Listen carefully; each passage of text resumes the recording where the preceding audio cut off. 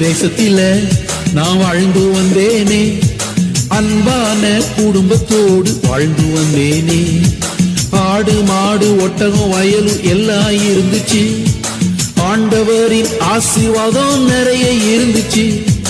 கர்த்தருக்கு பயந்து நாங்க வாழ்ந்து வந்தோமே, கர்த்தருக்கு சாட்சியாக வாழ்ந்து வந்தோமே.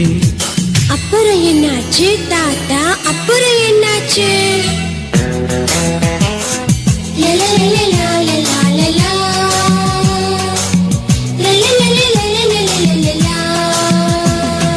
கள்ள சத்தானின் தந்திர செய்கையால் சோதனை மேல் சோதனைகள் வந்து சேர்ந்தது.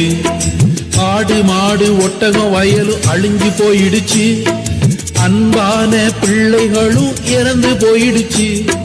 தேவனை தூஷித்து ஜீவனை விட மனைவி சொல்லிடவே, நானோ தேவாதி தேவனை மறந்திடாம பற்றி கொண்டேனே. அப்புறம் என்னாச்சு தாத்தா, அப்புறம் என்னாச்சு?